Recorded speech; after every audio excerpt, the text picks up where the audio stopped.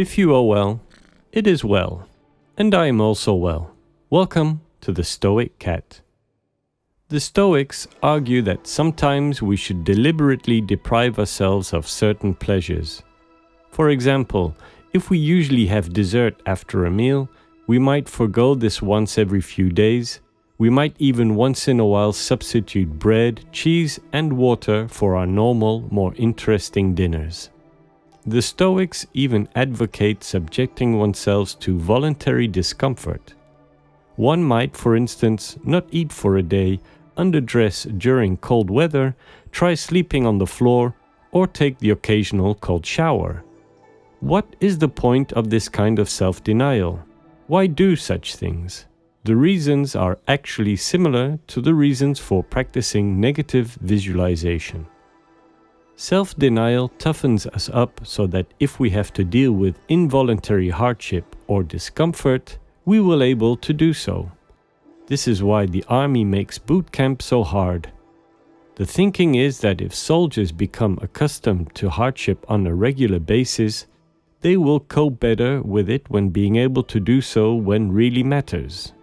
And this sort of thinking by military leaders goes back at least to ancient Sparta.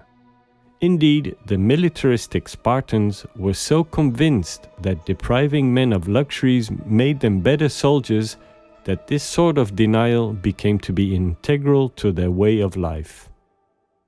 Indeed, the militaristic Spartans were so convinced that depriving men of luxuries made them better soldiers that this sort of denial came to be integral to their whole way of life. Even today, the word Spartan means lacking luxuries. Self-denial helps us to appreciate the pleasures, comforts, and conveniences that we enjoy all the time and are in danger of taking for granted. Most will probably agree with this in theory. But the problem with putting the theory into practice, of course, is that the experience of voluntary discomfort is uncomfortable. Still, perhaps some awareness of the value of self-denial is part of the reason why people choose to go camping or backpacking.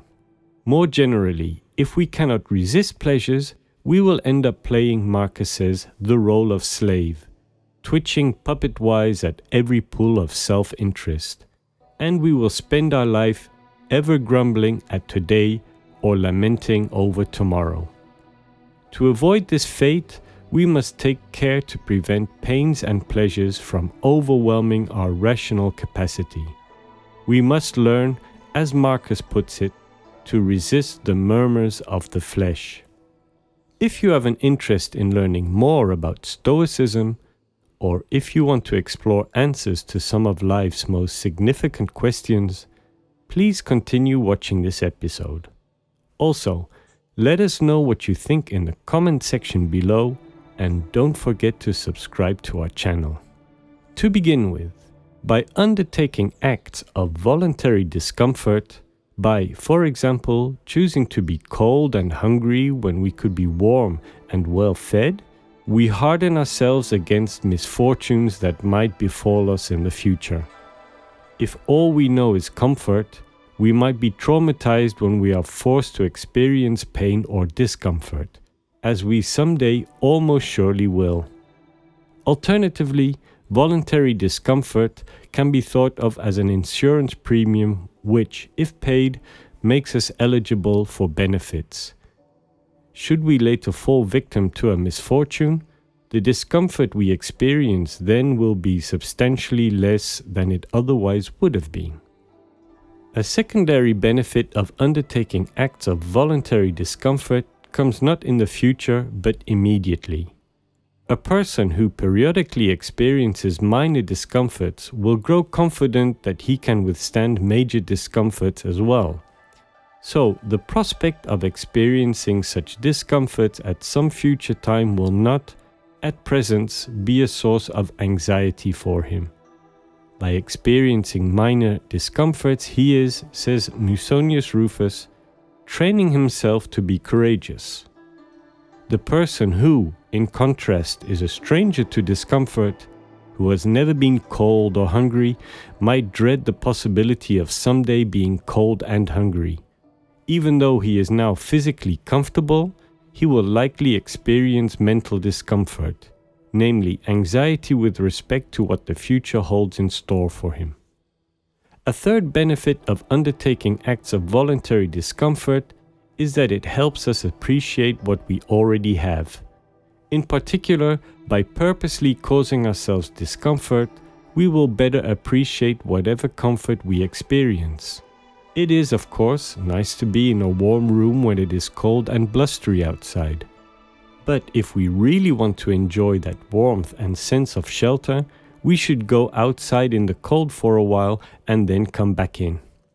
Likewise, we can, as Diogenes observed, greatly enhance our appreciation of any meal by waiting until we are hungry before we eat it, and greatly enhance our appreciation of any beverage by waiting until we are thirsty before we drink it. It is instructive to contrast the advice that we periodically undertake acts of voluntary discomfort with the advice that might be offered by an unenlightened hedonist. Such a person might suggest that the best way to maximize the comfort we experience is to avoid discomfort at all costs. Musonius would argue, to the contrary, that someone who tries to avoid all discomfort is less likely to be comfortable than someone who periodically embraces discomfort. The latter individual is likely to have a much wider comfort zone than the former, and will therefore feel comfortable under circumstances that would cause the former individual considerable distress. It would be one thing if we could take steps to ensure that we will never experience discomfort, but since we can't, the strategy of avoiding discomfort at all costs is counterproductive. Besides periodically engaging in acts of voluntary discomfort, we should, say the Stoics, periodically forego opportunities to experience pleasure. This is because pleasure has a dark side. Indeed, pursuing pleasure, Seneca warns, is like pursuing a wild beast. On being captured, it can turn on us and tear us to pieces. Of the Stoic techniques, the self-denial technique is doubtless the hardest to practice. What Stoics discover, though, is that willpower is like muscle power.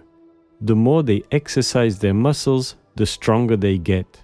And the more they exercise their will, the stronger it gets. By practicing Stoic self-denial techniques over a long period, Stoics can transform themselves into individuals remarkable for their courage and self-control. They will be able to do things that others dread doing, and they will be able to refrain from doing things that others cannot resist doing. They will, as a result, be thoroughly in control of themselves. This self-control makes it far more likely that they will attain the goals of their philosophy of life, and this in turn dramatically increases their chance of living a good life. Until then, take care, and until we meet again.